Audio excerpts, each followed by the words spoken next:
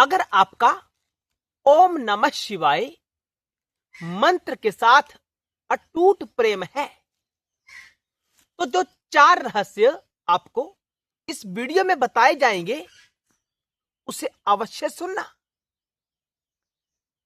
आप गदगद हो जाओगे। दर्शकों, प्रवचन तो सब करते हैं, लेकिन जो पंचाक्षर षडाक्षर मंत्र की महिमा है उसकी यथार्थ रूप से वर्णन हर कोई नहीं करता। यह एक साधारण मंत्र है, ऐसा समझाने वाले समझाते हैं, लेकिन आपके अंदर बाहर केवल ओम नमः शिवाय मंत्र ही गूंजता है। तो आपके लिए यह वीडियो स्पेशल है, विशेष है। दर्शकों, अगर आप शंकर जी के प्रत्येक वीडियो के ऊपर क्लिक करना चाहते हैं, उसे देखना चाहते हैं, उसमें बताई गई जानकारी को धारण करना चाहते हैं, तो आपके चरणों में कोटि कोटि प्रणाम, क्योंकि ऐसी स्थिति प्राप्त करना कोई साधारण बात नहीं होती है।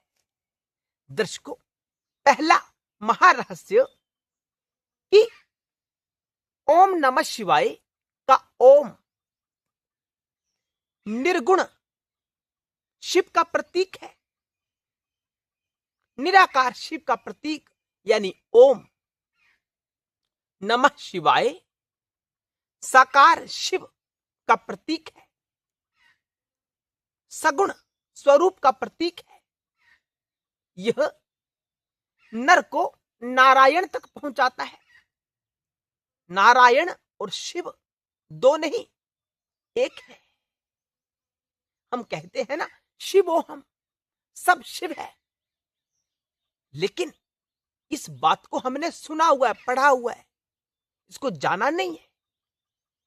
लेकिन जब कोई व्यक्ति निरंतर ओम नमः शिवाय का जाप करता है और शिव के ऊपर श्रद्धा विश्वास रखता है, शिव को परम सत्ता जानकर इस मंत्र का जाप करता है, तो वह धीरे धीरे अपने वास्तविक स्वरूप जो स्वयं शिव है उसमें प्रतिष्ठित होना आरंभ हो जाता है। दर्शकों,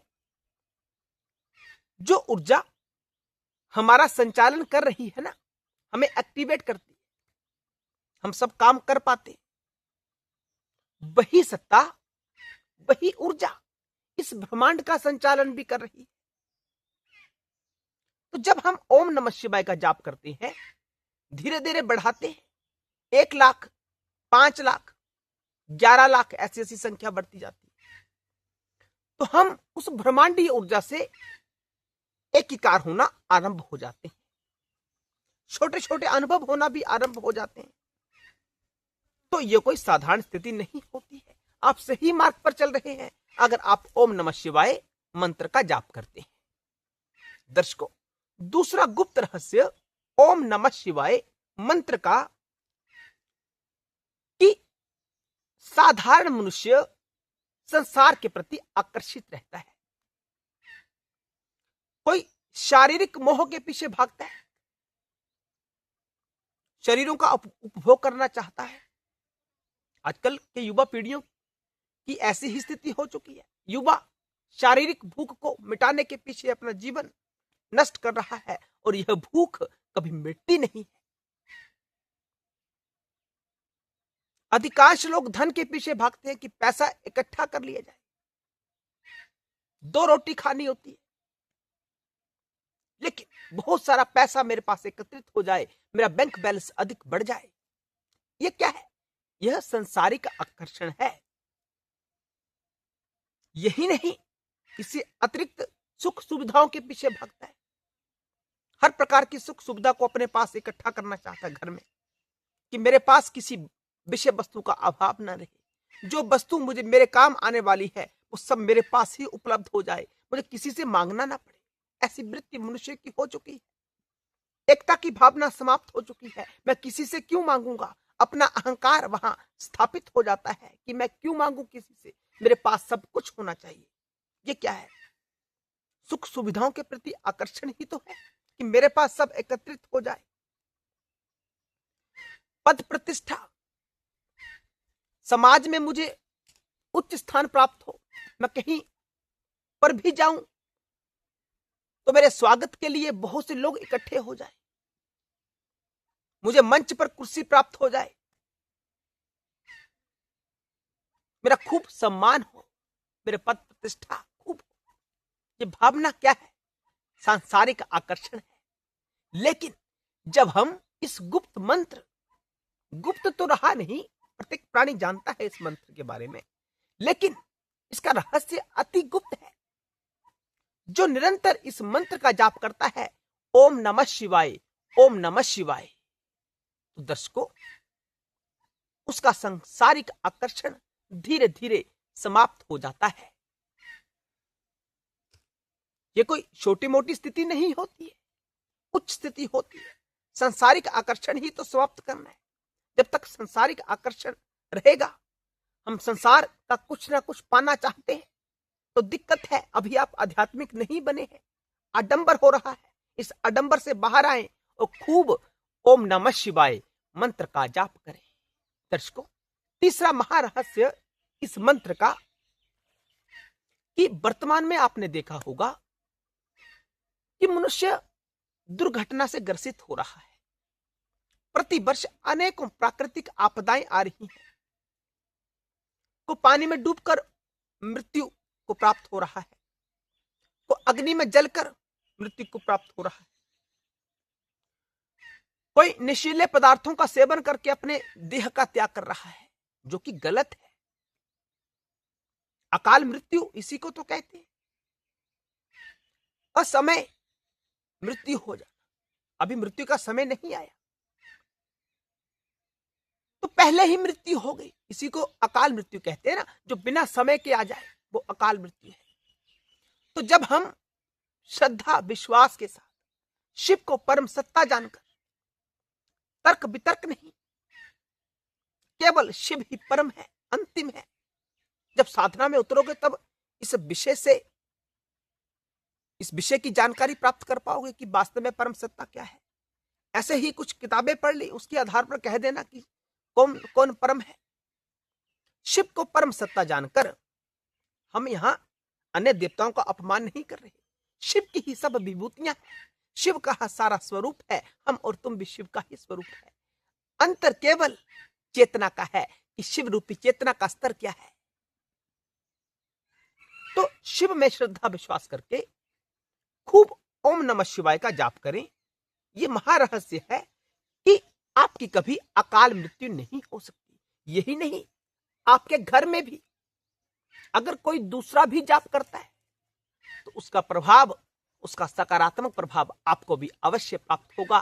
शिव की दृष्टि उस भक्त के साथ साथ आपके ऊपर भी होगी, तो आपकी भी अकाल मृत्यु नहीं होगी।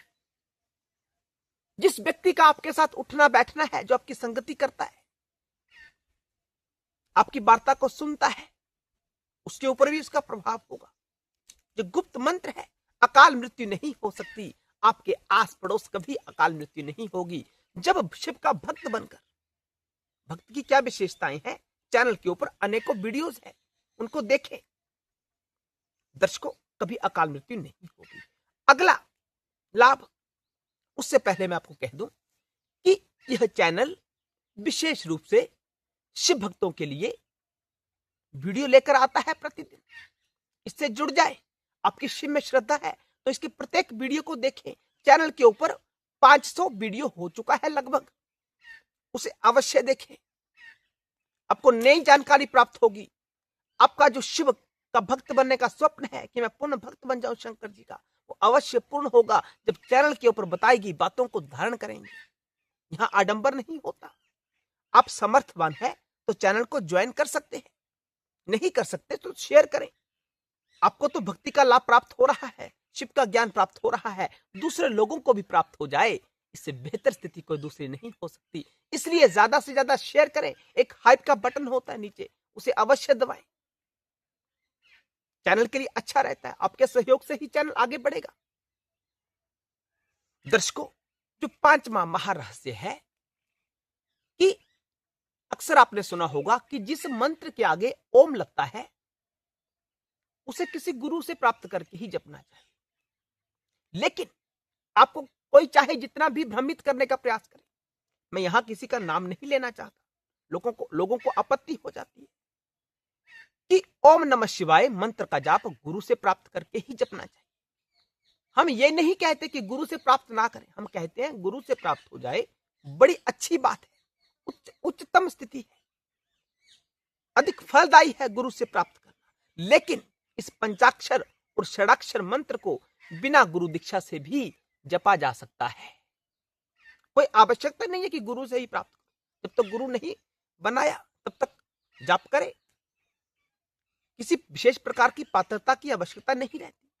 आप ब्राह्मण ही हो ऐसा भी आवश्यक नहीं है, क्षत्रिय हो, शूद्र हो, वैश्य हो, कोई भी हो, सब जाप कर सकता है। स्त्री पुरुष नपुंसक कोई भी जाप कर सकता है। आप निर्धन है, गरीब है, पैसे वाले हैं, कोई भी जाप कर सकता है। आपके पास कोई सामग्री है या नहीं है, कोई भी जाप कर सकता है। तो शिव की जो भक्ति है वो अत्यंत सरल है, अत्यंत प्रभावी है, शीघ्र असर दिखाने वाली शंकर जी की भक्ति होती है। शिव की भक्ति से हमेशा के लिए जुड़े रहे। शिव का त्याग अपने जीवन से कभी मत करना, स्वप्न में भी ना करना। शिव का त्याग तो नहीं हो सकता, क्योंकि शिव आत्मा है और आत्मा सर्वत्र है। हम आत्मा में है, आत्मा हम में है, एक ही बात है। लेकिन शिव की भक्ति का त्याग मत करना। शिव आत्मा है, आत्मा को भूले हुए हैं, इसीलिए तो हम जीव बनकर भटकते हैं, दुखों का सामना हमें करना पड़ता है। जब शिव को यथार्थ रूप से समझने का प्रयास करेंगे, उस तत्व में प्रतिष्ठित होने का अभ्यास करेंगे, तो दुख कोसों दूर चले जाएंगे आपके जीवन से। हर हर महादेव। जय शिव शंकर, जय भोलेनाथ।